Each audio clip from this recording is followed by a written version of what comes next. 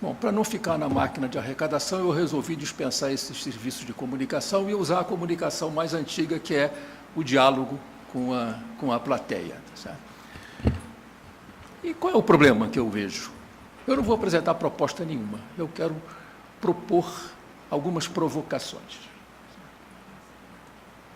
Qual é o problema que eu vejo? Eu vejo que o Brasil está aprisionado numa armadilha. Uma armadilha que foi montada em 88 e que, desde então, há 30 anos, que o Brasil tenta conviver de uma maneira equivocada com essa armadilha. E essa armadilha comprometeu o passado. O deputado Raul mostrou aqui a tragédia do crescimento econômico ao longo dos últimos 30 anos. O Brasil não cresceu, em média, 2%, ou por aí, né? E vai comprometer ainda mais o nosso futuro. Eu estou me preocupando agora em estudar o tema da economia digital e como nós vamos discutir o regime de tributação do século XXI. Eu acho que não vai ser o IVA. Se for o IVA, não é esse que a gente está discutindo. Né?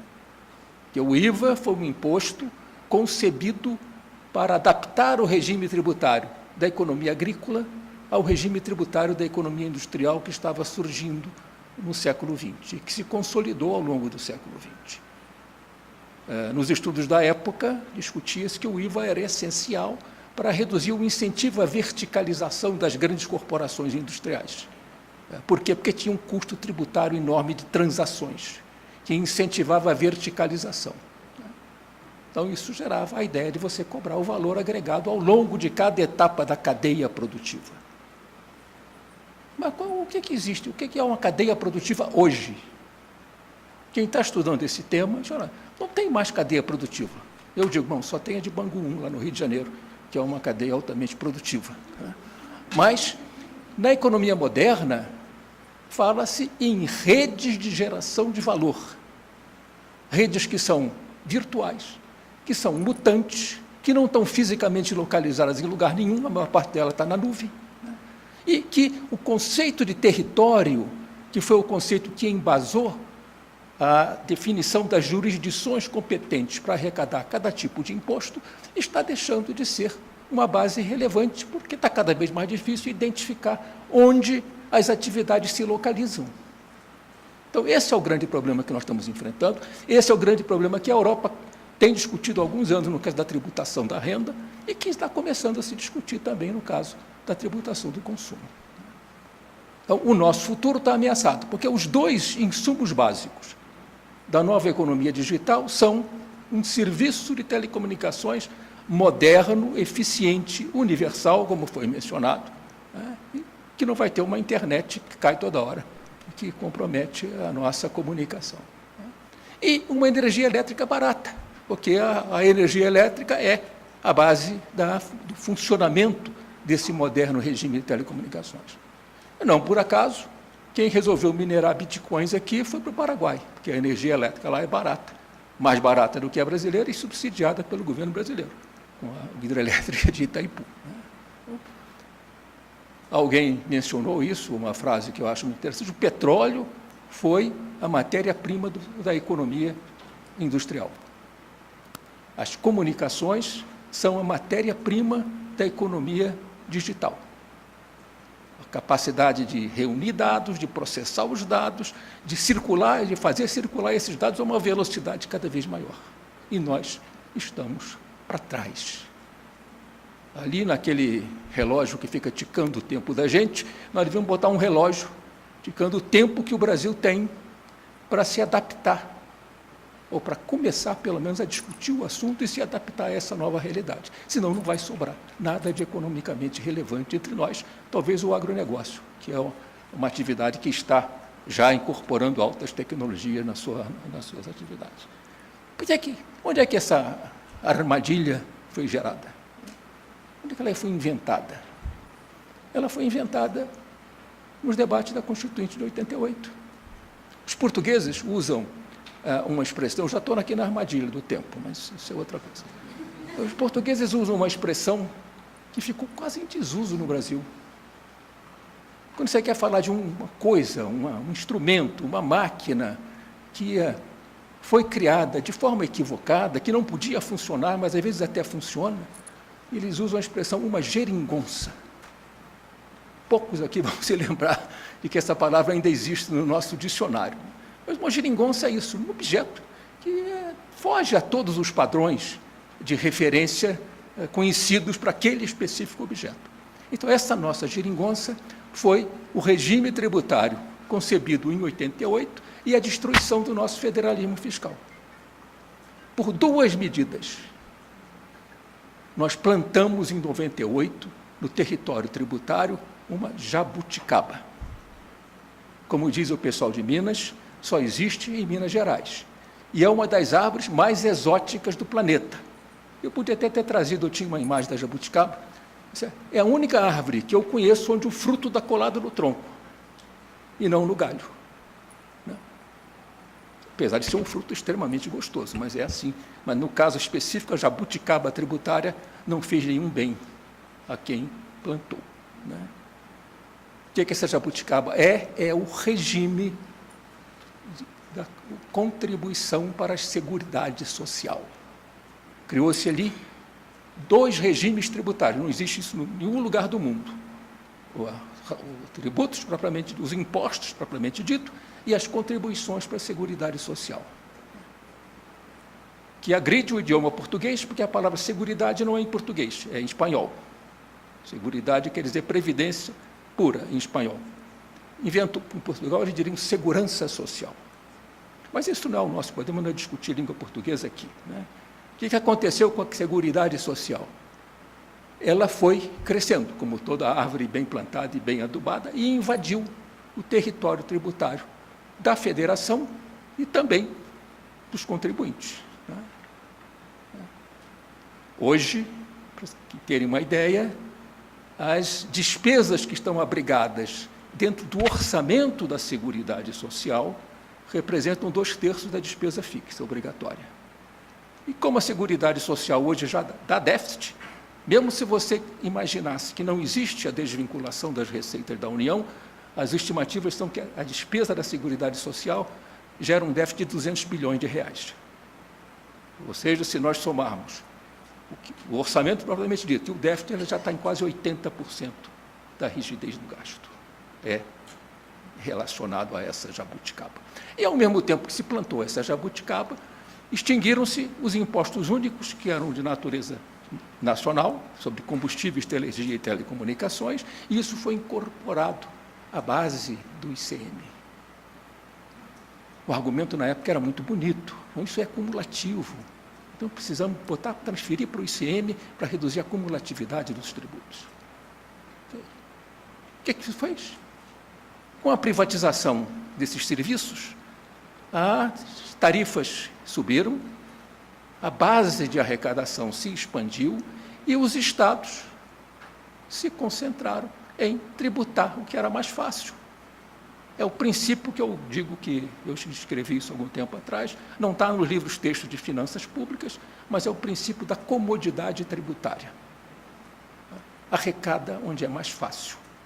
No passado, a regra era arrecada na importação, que era mais fácil de arrecadar. Então, passou a se arrecadar no Brasil o princípio da comodidade.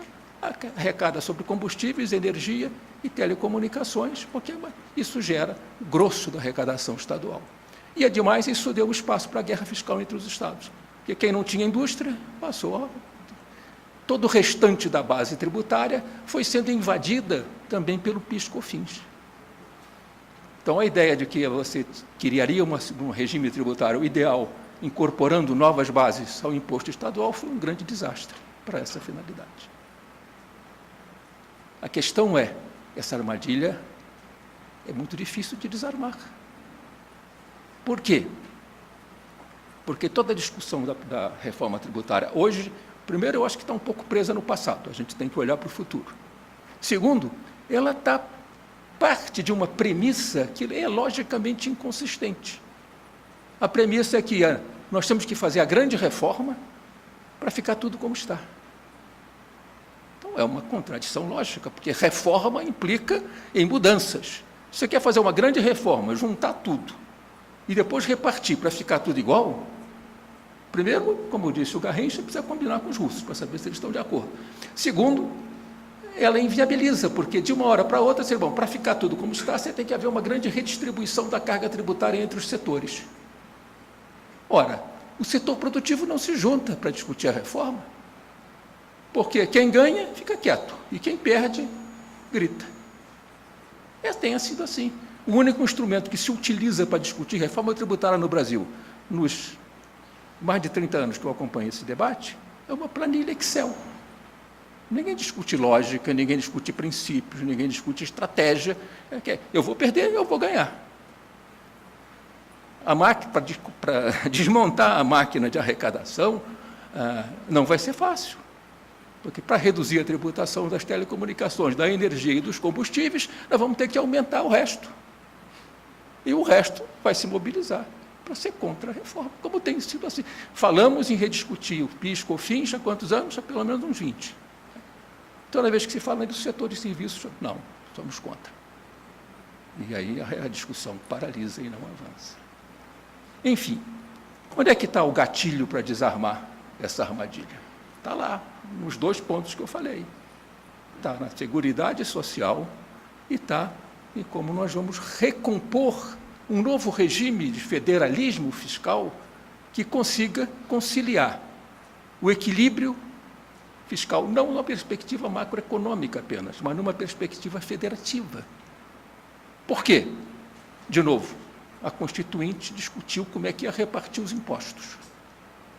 Tem sido assim historicamente no Brasil. Sempre que há uma transição no regime autoritário para uma democracia, estados e municípios se juntam, vêm aqui a Brasília, no Congresso, e demandam mais receita. Discutiram-se as receitas, mas não se discutiram as responsabilidades. O que é que fica com os municípios, o que é que fica com os estados, o que é que fica com o governo federal. E aí está a armadilha. Nós temos que discutir o federalismo fiscal, que eu não estou vendo sendo discutido neste debate que está sendo travado agora, neste momento. Por isso que eu costumo falar agora que a gente precisa tratar das reformas gêmeas. São gêmeas, irmãs siamesas, como aquelas figuras unidas pelo abdômen, pelo tronco. Quais são as irmãs gêmeas que nós temos? O regime de tributação e a despesa. Por isso que não se fala em orçamento no Brasil, porque não existe orçamento, a não ser para cumprir a formalidade, porque toda a receita pública está previamente apropriada. Então, o Brasil não tem um modelo de gestão fiscal. O Brasil tem uma grande tesouraria, que funciona como as filas de aeroporto. Tem uma porta para quem tem mais de 80 anos, para quem tem mais de 65, para quem tem cartão especial, e por aí vai. Então, se limita a dizer o que é que entra e como é que vai administrar o que sai para atingir a meta do resultado primário. Nós esquecemos conceitos econômicos de finanças públicas. Nós discutimos resultado primário, receitas primárias e despesas primárias. O que ficou primário foi o raciocínio. Temos que pôr uma discussão mais... Enfim, não tenho tempo para me alongar aqui, porque acho que isso poderia dar uma palestra de 1 hora. Mas quero fazer uma conclusão aqui rápida, que o relógio deixa a gente meio nervoso, porque a gente fica olhando para aquele negócio ali. Então, qual é a saída para desarmar essa armadilha? Primeiro, não basta dizer que nós vamos juntar o PIS, COFINS, o ICMS, o ISS e mais alguma coisa, sem discutir a Seguridade Social. Porque se nós mantivermos a discussão da Seguridade Social no nosso caminho, quando uma proposta dessa chegar no Congresso, a primeira coisa que vai acontecer mas qual vai ser o percentual desse novo tributo que vai ser vinculado à Seguridade Social? Como diziam alguns amigos meus que foram da Constituinte, tem um Congresso tem uma regra, percentual não cai, só sobe. Se aumentar o percentual da Seguridade Social, nós vamos dar mais munição para quem diz que a Previdência Social não dá déficit. Dá superávit. E, por seguinte, as reformas da Previdência vai parar. Quer dizer, se nós não discutimos, insisto, que nós precisamos modernizar o nosso regime tributário, mas para isso a gente precisa casar isso com a discussão de como vamos reduzir o crescimento da despesa, vai ficar muito difícil sair dessa armadilha. Então, a pergunta é, qual é a porta de saída? E aí eu sempre me lembro do personagem central dos País das Maravilhas, que pergunta ao gato socrático, qual é a saída? E o gato, filósofo, diz, não, a saída depende de para onde você quer ir. Aqui nós sabemos para onde nós queremos ir. Nós queremos ir para um novo regime tributário que reduza a incidência, desmonte a máquina de arrecadação e reduza a incidência de impostos sobre os serviços que são essenciais para o futuro do Brasil. A questão é como transitar. Eu estou achando que, ao invés de a gente ficar discutindo proposta, a gente devia discutir caminhos. Quais são os caminhos? Eu vou resumir 4, para encerrar. A gente precisa recompor a ideia de um sistema tributário nacional. Não podemos falar que temos nada parecido com um sistema hoje, isso já foi discutido muitas vezes, mas o sistema pressupõe a aderência a princípios e uma coerência entre os princípios. Só que, e aí eu vou fazer outra provocação, os nossos clássicos princípios de tributação estão sendo postos de cabeça para baixo com essa economia digital. O que é neutralidade do imposto? Isso aí não sei. Neutralidade foi um conceito baseado num princípio econômico de livre competição no mercado de produtos. Nessa nova economia, duvido que isso sobreviva. Regressividade da tributação. Isso. Nós não discutimos a enorme regressividade do gasto público, que é muitas vezes maior do que a regressividade do imposto. É mais eficiente fazer justiça social pelo lado da despesa do que pelo lado do tributo. Então, se a gente ficarmos discutindo cumulatividade, nós vamos ficar aprisionados na armadilha. Segundo, nós precisamos rediscutir o federalismo fiscal.